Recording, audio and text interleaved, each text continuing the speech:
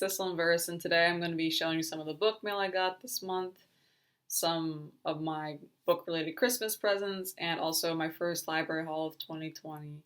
Hope you all are having a good New Year so far. So, on to the book mail.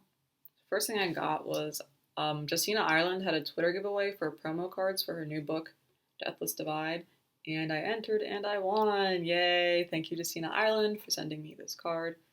You can see it's holographic, and one image is the cover for Deathless Divide with Jane and Catherine. It says, "The dead have risen, and so will we." If you tilt it, the other image is of a Confederate zombie. And Deathless Divide is coming out really soon. It comes out February 4th. It's only in a month.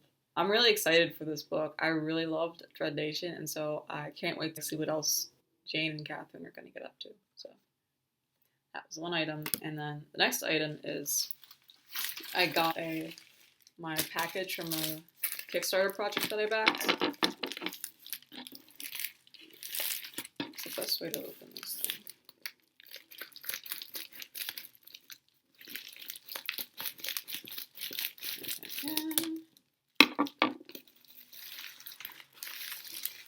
Oh, okay.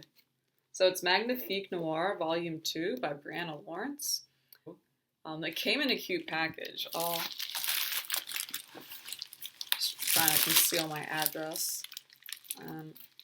It came with a little sticker with one of the characters on it. I don't know, I like stickers. I sound like I'm 5 when I say that. But, this is the cover itself, and there's some items in it. I have to be careful to make sure they don't fall out. So I got, Brianna Lawrence signed it. That was sweet. So I got some stickers. So this is one of the new characters. Her name is, what's her name? I knew her name at one point, but now I forget. But she's a new character who I think is from the original troupe. So I got a sticker, 2 stickers, 3 stickers of her character design, and got a postcard too of the Magnifique Noir group as the Dora Milaje. Oh, and it came with the secret spoiler that I'm not supposed to open until I finish the book. I don't really care about spoilers, so I might open it anyway, but this is exciting. So, that's cool. But anyway, Magnifique Noir is about these 4 black queer magical girls who have these personas that they transform into to fight monsters. And I'm kind of embarrassed that it took me so long to realize that some of their costumes are based off of pride flag colors. And literally the day after I came to that realization, Brianna Lawrence gets on Facebook and is like, yeah, you may notice that each of the characters' costumes have the color scheme of their pride flag. Or most of them do it. I'm just like, I didn't know. I didn't know. I picked up on, okay, I'll just kind of go through each of them. So there's Bree, who's the gamer. And I think that's why I was thrown off, because she's kind of the first character that's introduced. And her colors are black and green, and that's not the bi flag. Then there's Mariana, who's a baker. And her colors are purple and gray because she's ace. And then there's Lonnie, the kickboxer, who has the rainbow colors for the rainbow flag, pride flag. And obviously I picked up on that one. I got that one at least. And then there's Prism Pink, who's a new character. She's introduced mysteriously at the end, so we don't really know who she is yet or what her deal is. But she's a seamstress, and based on the colors for her costume, which are the colors of the trans pride flag, she is likely trans. And they have a mentor, Blaze, and then this mysterious figure who I got all the stickers of, who will be introduced in this book. So I really loved the last one. I think it is the first and only book that made me happy cry. It was really unexpected too. I was just like, these are tears. It's not because of sadness. I'm bi, by the way. That might make the happy tears make more sense. So I just really loved the first one. And I just kind of had a disappointing experience recently where I was reading this book by a cishet author where it like looked like they were giving hints that a character might be queer or like might be either like a lesbian or bi, and they introduce like a character who's like this beautiful woman who like flirts with the female character. And I was just like, oh, will there be romance? Like, this is YA. They love their love triangles. Like, is this going to be like a potential contender? Like, are we going to see a lot of her? And like, we didn't see much of her at all. She like disappeared. She's on the sidelines. Like, I think we see her, and I think she does have a girlfriend. We see them together like twice, and they like don't really have any dialogue between them. I was like disappointed. That left a bad taste in my mouth. So I'm like very excited to see us center stage. So very happy, very excited to read this. Very glad that I got it. And all the stickers and the postcards. And the last one had little comics and illustrations in them. So I'm going to see. Okay, so here's the comics. And I'm glad that I got the physical print this time around, because I don't know why. I got the Kindle for the first one, and like the formatting or something was like messing with my eyes. Like I don't know what it was. It could have just been me being weird, because like I went back to relook at it and then I was like, what was I complaining about the first time? Like, this formatting is fine.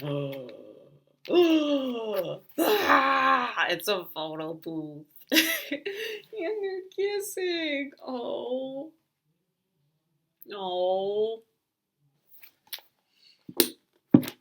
I'm super excited. I'm very excited. On to the next books. These are like the Christmas present section. I was happy with it. I asked for like 4 books and I got 3 of them. So that's always nice. First up is Forest of a Thousand Daemons, a Hunter Saga by D.O. Fagunwa. This book is about this character named Akara Ogun, who is the son of a warrior and a witch. And he wanders off into this forest that's filled with spirits, ghosts, and demons, and just wild shit happens. This book is actually very historic, and part of the reason why I wanted to read it. It's the first novel published in Yoruba, and I can't read Yoruba, so I have this English translation here, which was translated by Wole Soyinka, and I'm super excited because it's illustrated by Bruce Ono-Brakpeya. I haven't heard of him before, but I always complain about how I wish more books for adults had illustrations, and I will show you one. So this is some of Bruce Ono-Brakpeya's work. And I'm just generally excited about this edition. Based on the dust jacket, Wole Soyinka is going to be sort of talking about his process of translation, which I'm like super interested in. I read The Three-Body Problem by Lusa Shin a while ago, and I forget who the translator was, but the translator sort of made a point in the preface that part of translation is obviously like making it understandable to like the audience that you're translating for, but also you want to maintain some elements of the original language because there are like important cultural nuggets in there, like how it's structured and like what type of words they have and things like that. And so I am very excited that some of Wole Soyinka's translation process will be included in here. It seems like this was like very deliberate and very thoughtful curation of this book, and like I'm excited for it. So that's this one. Then there's Mother of the Sea by Zetta Elliott. This is a fantasy novella set around the time when chattel slavery first started, from what I understand. There's a teenage girl who lives off the coast of Africa, and she's caught in a raid and thrown on a slave ship that's going across the Atlantic. And sort of her main lifeline is this small child who she sort of bonds with on the ship and takes care of. And the child says, "Don't be too worried. My mother's a fierce warrior and she's coming for us." And the girl's like, what? So I kind of know what the twist is, but I don't want to give it away for people who care. I asked for this book because of Njeri over at Onyx Page's review of it, which I will link in the description box below. And also this cover. This cover is just so beautiful to me. Like, you can see the garment. I know who it is. And like, if you know who it is, and like this cover like just makes so much more sense. But the garment, you know, is made of water, and there are cowrie shells on her hair. And I just thought this was such a beautiful cover. So that's Mother of the Sea. And last Christmas present is BodyMinds Reimagined, Disability, Race, and Gender in Black Women's Speculative Fiction by Sammy Shock. I think I should say Dr. Sammy Shock now because I'm pretty sure she got her PhD recently. But this book is like nonfiction, and kind of dense, so I don't think I can summarize on my own. I'm going to kind of stick to reading off the dust jacket. So it says, body minds are the intertwinement of the mental and the physical. And in this book, Bridging Black Feminist Theory and Disability Studies, Schock demonstrates that this genre's political potential lies in the author's creation of body minds that transcend reality's limitations. She reads Disability and Neo-Slave Narratives by Octavia Butler, Kindred, and Phyllis Alicia Perry, Stigmata, not only as representing the literal injuries suffered under slavery, but also as a metaphor for the legacy of racial violence. The fantasy worlds and works by N.K. Jemisin, Chantel Madison, and Nalo Hopkinson, where werewolves have obsessive-compulsive disorder and blind demons can see magic, destabilize social categories and definitions of the human, calling into question the very nature of identity. In these texts, as well as in Butler's parable series, able-mindedness and able-bodiedness are socially constructed and upheld through racial and gendered norms. Outlining disability's centrality to speculative fiction, Schock shows how these works open up new social possibilities while changing conceptualizations of identity and oppression through non-realist contexts. So I have a feeling that I am going to need a dictionary to read this book, but that is okay. Learning new words helps me to grow as a reader and as a potential writer, and it'll be fine. It'll be fine. I'll make it. But very excited to read this book. I've been looking at it for a while, just because it contains literary criticism of so many authors that I read and enjoy, and also because the framework of using Black feminist studies and also disability studies to examine works. I think this is going to be a very fruitful read for me. So that's all for the Christmas presents, and now on to the first library books for 2020. So I don't think this one really needs an announcement or an explanation, but Children of Virtue and Vengeance by Tomi Adeyemi. You can't really even read the dust jacket because, spoilers galore because it's a sequel. But the first book happened. It's in a world called Orisha, where there are people with magical abilities called Magi, and they each get their abilities from a different patron deity. Orisha is ruled by King Sauron, who can't stand Magi and basically leads a genocide against them. And magic mysteriously disappeared, so the Magi were defenseless. And the first book was the main character Zelly, her brother Zane, and then an unlikely ally within the royal family trying to bring back magic, and this book picks up sort of right after the events of the first one. I thought the first one was fun. It made me think of Avatar: The Last Airbender a lot, and I was like, is it just me? It doesn't feel like a ripoff, but I feel like I see a lot of similarities. I'm not seeing anyone talking about it.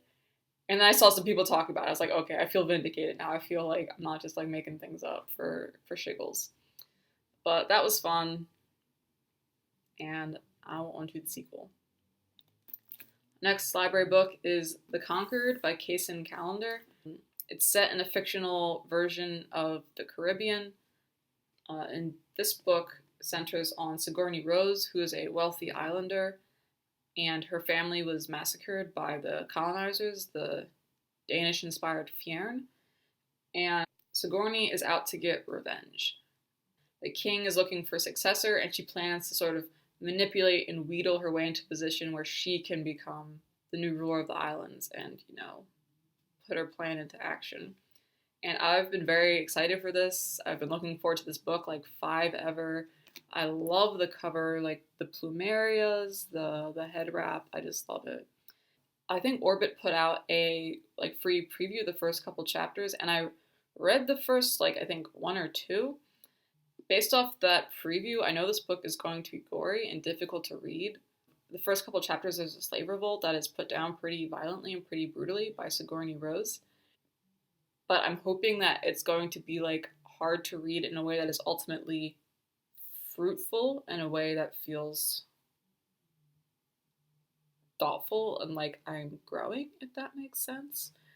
And I'm kind of wary because of Bowties and Books' vlog of this book, which I will link down below, but they seem to be having trouble getting into this book, and I'm really hoping that's not the case for me. I'm really hoping that I enjoy this book. It's that one. And last but not least is Kingdom of Souls by Rena Barron. This is set in a fictional world where almost everyone has magic. Ara, who's the daughter of some powerful witch doctors, does not. It is possible to trade years of your life for magic, but you don't know how many years will come off your life. And she doesn't want to do that. She's like not happy that she doesn't have magic, but she doesn't want to risk whatever cost it would take for her to get magic. But then one day, children start disappearing in the kingdom, and Ara is determined to find out what's happening to them. There's like whispers that a demon king is involved somehow, and so she has to trade years of her life for magic and find these kids and find out what's up with the demon king. Like, I like the cover art a lot, but I don't know if I have a feel for if I think I'm going to really like this or not yet. I'm hoping, I guess I should always hope to be pleasantly surprised, so hoping to be pleasantly surprised. So that's everything. Thank you for watching. If you like the video, please hit the like button. If you have something you want to comment on, comment below. If you want to stay up to date with me, please subscribe. I'm also on Twitter and Goodreads, which I will include my links in the description box. That's kind of easier if you want to follow my day-to-day bookly activities. Thanks again for watching. I hope you're having a good start to 2020. Goodbye.